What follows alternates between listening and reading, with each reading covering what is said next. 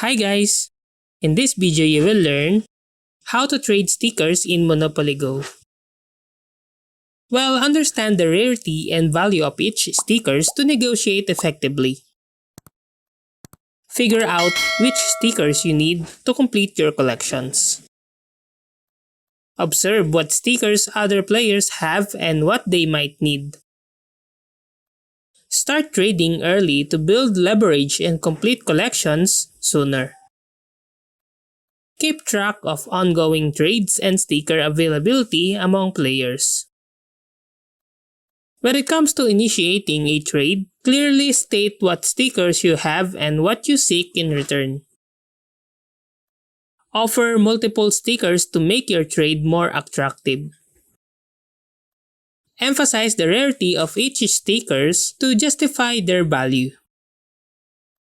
Be flexible and willing to negotiate terms that benefit both parties. Provide option if your initial offer doesn't meet the other player's needs. When it comes to during the trade, allow the other player time to consider your offer. Pay attention to what the other player needs and values. Consider counter-offer carefully before accepting or rejecting them. Ensure both parties agree on what is being traded.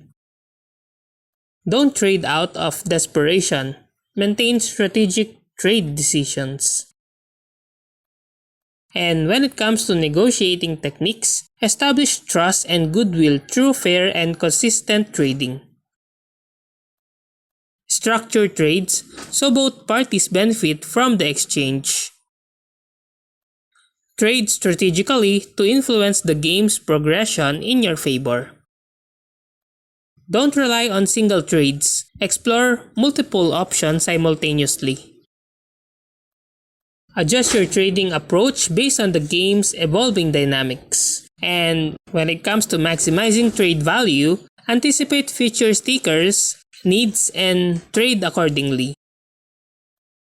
Offer duplicates to complete collection or gain leverage in trades. Collaborate with other players to secure stickers that benefit both parties. And don't give away more than necessary to acquire a single sticker.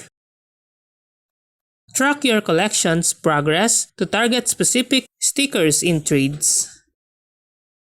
Ensure trades maintain or improve your overall sticker collection's value.